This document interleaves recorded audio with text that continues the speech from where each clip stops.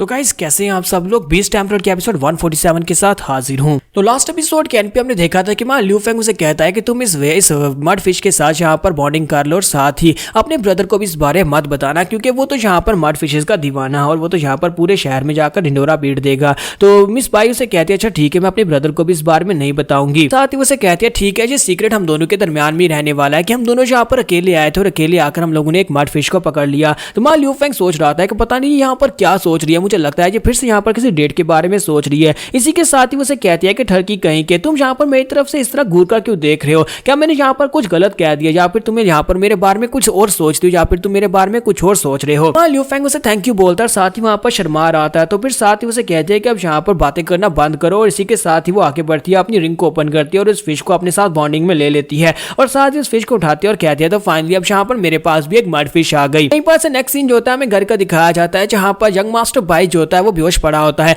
पीकर वो टल्ली हो चुका था और वो बेहोश पड़ा था और इसी के साथ ही उसके सामने मिस बाई और यंग मास्टर ल्यू दोनों वहां पर खड़े होते हैं। तो मिस बाई कहते हैं कि मेरा ब्रदर अभी तक सो रहा है, तो ल्यू फेंग कहता है कि हाँ वो अभी तक सो रहा है। फिर साथ ही मिस बाई उसे कहते हैं कि इससे पहले कि वो यहाँ पर उठे क्यों ना हम लोग यहाँ पर दोबारा से एक बार हक कर ले और साथ ही किस कर लें, और वो दोनों वहां पर एक दूसरे की बाहों में बाहें डालते हैं। और ये देखने के बाद यंग मास्टर बाई जल्दी से उठ जाता है, चिल्लाकर कहता है कि तुम कमीनों यहाँ पर कर क्या रहे हो। इसी के साथ ही मिस जैन चिल्लाकर कहती है कि ये क्या यंग मास्टर बाई आपको होश आ गया, आपको होश आ गई। तो यंग मास्टर बाई उसे कहता है कि ये क्या यहाँ पर हो क्या रहा है, मैं कहाँ पर हूँ। तो वो उसे बताती है कि आप बहुत ज्यादा पीकर टल्ली हो गए थे जिसकी वजह से यंग मास्टर ल्यू ने आपको यहाँ पर बिस्तर पर लिटा दिया। तो वो पूछता है कि मेरी बहन कहाँ पर है, तो वो कहता है, तो वो उसे बताती है कि आपकी बहन यानी आपकी सिस्टर जो है मिस बाई जो है वो इस वक्त यंग मास्टर ल्यू के साथ हैं। तो ये बात सुनने के बाद वो बहुत ज्यादा घबरा जाता है और कहता है कि इसका मतलब है कभी मैंने यहाँ पर जो भी सपना देखा था कहीं वो सच तो नहीं होने वाला, वो ठरकी कहीं मेरी बहन के साथ फिर से कुछ बुरा तो नहीं कर रहा होगा, मुझे जल्दी से जल्दी जाकर लियांशु को ढूंढना होगा, क्योंकि मैं एक बार पहले भी यहाँ पर उसको नोटिस कर चुका हूँ। हालांकि वो काफी ज्यादा बदल चुका है और उसने हमारा साथ भी दिया, लेकिन इसके बावजूद मैं उस ठरकी के ऊपर भरोसा नहीं कर सकता,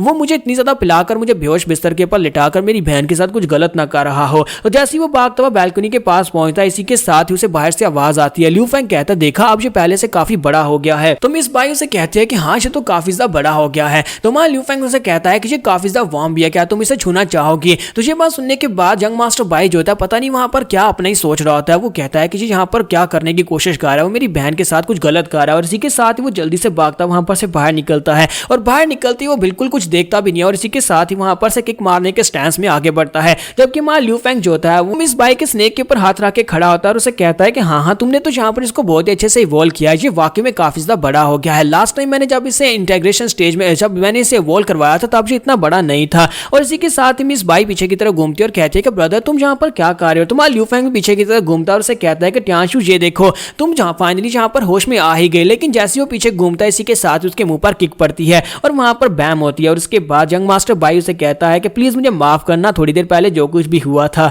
तो मां ल्यू फेंग उसे कहता है कि नहीं मैं तुम्हें इसके लिए तो बिल्कुल भी माफ नहीं करूंगा, इसका मतलब यह है कि तुम अभी मेरे पर भरोसा नहीं करते और तुम्हें लगा कि मैं तुम्हारी बहन के साथ कुछ गलत कर रहा हूँ, इसी वजह से तुम मुझे मारने के लिए आए थे। मास्टर बाई उसे कहता है अच्छा ठीक है मुझे माफ मत करना, ठीक है हम लोग यहाँ से जा रहे हैं। फिर साथ ही उसे कहता है कि और वेल को भी मेरे लिए बाय बोल देना, क्या तुम उसे बाहर निकाल सकते हो। तो इसी के साथ ही वो वेल को बाहर निकालता है। तो यंग मास्टर बाई आकर उसके ऊपर हाथ रखता है और उसे कहता है तो फिर ठीक है अब तुम यहाँ पर रुको, मैं कुछ दिनों बाद फिर से तुमसे मिलने के लिए आऊंगा, फिर तुम इस वक्त इस दुनिया की आखिरी वेल हो तो फिर मुझे तुम्ही से मिलने के लिए आना पड़ेगा। जबकि यंग मिस बाई हंसते हुए ल्यू फेंग से कहते हैं कि इस बेवकूफ को लगता है ये दुनिया की आखिरी वेल है। और इसी के साथ ही वो उसे बाय बोलता है और जाकर अपने अपने हक के ऊपर बैठ जाता है और उन दोनों को बाय बोलकर वहां पर से जाने लगता है। जबकि इसी के साथ यंग मिस बाई जो होती है वो वेल से कहती है लगता है कि तुम भी यहाँ पर इस वक्त उस गर्ल कैटफिश के बारे में सोच रहे होगे, क्योंकि वो बहुत ज्यादा अकेली है, लेकिन तुम्हें परेशान होने की जरूरत नहीं है, मैं तुमसे मिलने के लिए यहाँ पर आती रहूंगी और तुम भी उस लड़की से मिल सकते हो, यानी उस लड़की कैटफिश से मिल सकते हो। ये बात सुनने के बाद मां ल्यू फेंग की जो वेल होती है वहां पर शर्माना शुरू कर देती है, जैसे कि उसे यहाँ पर पहले से उस कैटफिश के साथ प्यार हो गया हो।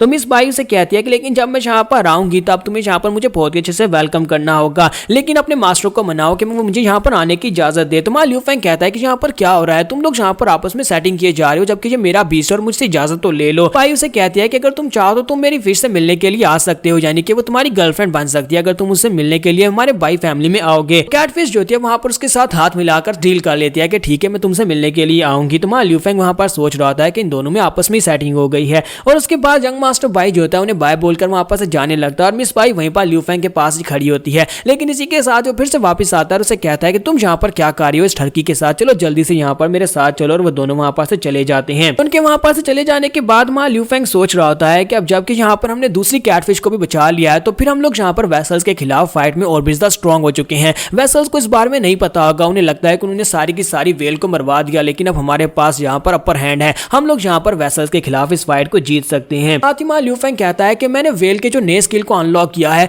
उसके इनर वर्ल्ड की एक्सटर्नलाइजेशन, मुझे लगता है कि उसके लिए मुझे क्लोज डोर कल्टीवेशन में पूरे 1 महीने के लिए बैठना होगा, तभी मैं जाकर उसको ठीक तरह से मास्टर कर पाऊंगा। और यहीं पर से नेक्स्ट सीन जो होता है पहाड़ी इलाके का दिखाया जाता है, जहां पर वो मास्टर जो होता है जिसे अब मैं प्रोफेसर कहूंगा, प्रोफेसर वहां पर ऑरेंज समनर को यूज करता है और वहां पर बहुत सारे वेसल जो होते हैं इकट्ठे हो आते हैं। ये सारे के सारे वेसल्स जो होते हैं इस ऑरेंज समनर को देखने के बाद वहां पर इकट्ठे हुए होते हैं। सभी वेसल्स जो होते हैं वहां पर ऑर्डर्स के लिए खड़े होते हैं कि अब यहाँ पर क्या होने वाला है। यहीं पर वो लड़की जिसे अभी भी दिखाया नहीं जा रहा होता वो सिल्वर लाइन से कहती है कि ये क्या प्रोफेसर को यहाँ पर ऑरेंज समनर क्यों दिया गया, हालांकि उसने यहाँ पर डेमीगार्ड के लिए ज्यादा कुछ किया भी नहीं, जबकि हम सभी लोगों ने यहाँ पर ज्यादा मेहनत की और ज्यादा सैक्रिफाइसेस दिए हैं। तो सिल्वर लाइन उसे कहता है कि मुझे लगता है कि उसके पास कुछ ऐसा प्लान है जो कि डेमीगार्ड को पसंद आया है। के साथ ही फ्लेमी जो होता है वो प्रोफेसर के पास आता है और उसे कहता है कि मैंने सभी की काउंटिंग कर ली है, ऑरेंज समनर को देखकर टोटल 657 वेसल्स यहाँ पर इस मीटिंग को अटेंड करने के लिए आए हैं। तो प्रोफेसर उन सभी लोगों से कहता है कि तुम सभी लोग यहाँ पर ऑरेंज समनर को देख रहे हो, इसका मतलब यह है कि डेमीगार्ड ने यहाँ पर डायरेक्टली जो ऑर्डर्स तुम्हारे लिए भिजवाए हैं।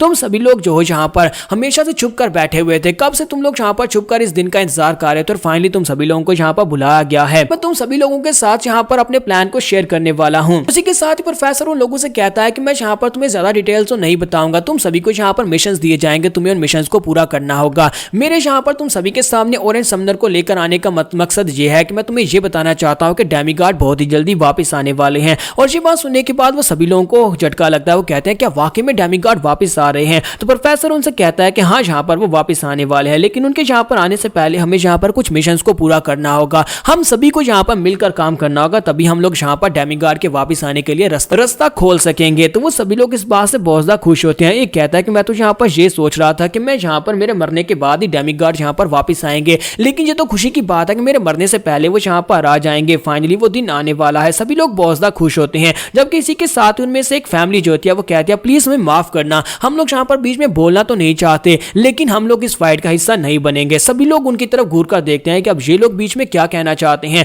इसी के साथ प्रोफेसर कहते हैं तुम यहाँ पर अपनी बात रख सकते हो। तो वहां पर उस फैमिली का जो हेड होता है, जो मुखिया होता है, वो कहता है कि प्लीज माफ करना, हमारी फैमिली कितने अरसे से यहाँ पर इंसानों के बीच में रह रही है और हमने इंसानों के बीच में रहना सीख लिया है, हम लोग यहाँ पर तुम्हारी वेसल्स के और इंसानों की फाइट का हिस्सा नहीं बनना चाहते। फ्लेमी से कहता है कि तुम यहाँ पर क्या कह रहे हो, तुम यहाँ पर डेमीगार्ड को तो मानते हो, लेकिन डेमीगार्ड के वापस आने के लिए तुम किसी मिशन को पूरा नहीं करना चाहते और कोई बलिदान नहीं देना चाहते, लेकिन अगर डेमीगार्ड वापस आ जाते तो उसके बाद तुम्हें यहाँ पर कोई फायदा नहीं होगा। प्रोफेसर उसे कहता है कि फ्लेमी शांत हो जाओ, तुम्हें यहाँ पर ये कहने की जरूरत नहीं है। और वो उन सभी से कहता है कि तुम में से जो लोग अभी यहाँ पर से वापस जाना चाहते हैं वो वापस जा सकते हैं, और डेमीगार्ड के वापस आने के बाद अगर हम लोग इस जंग को जीत जाते हैं तो तुम सभी को पूरा बेनिफिट मिलेगा, तुम्हें यहाँ पर इसका कोई नुकसान नहीं होगा। फादर जो होता है उसकी बात सुनने के बाद अपनी फैमिली से कहता है कि ठीक है सर, हमें आपकी बात समझ आ गई, हम लोग यहाँ से जा रहे हैं। लेकिन उसका बेटा उसे कहता है नहीं डैड, मैं यहाँ से नहीं जाऊंगा। तो यहाँ पर हम लोग अपनी एपिसोड 147 का एंड करेंगे और नेक्स्ट एपिसोड में देखेंगे प्रोफेसर का प्लान क्या है और इन सभी को क्या क्या मिशन दिए जाने वाले हैं। तो एपिसोड की एक्सप्लेनेशन अच्छी लगी हो तो कमेंट करके जरूर बताइएगा और वीडियो को लाइक करना मत भूलिएगा। Thank you.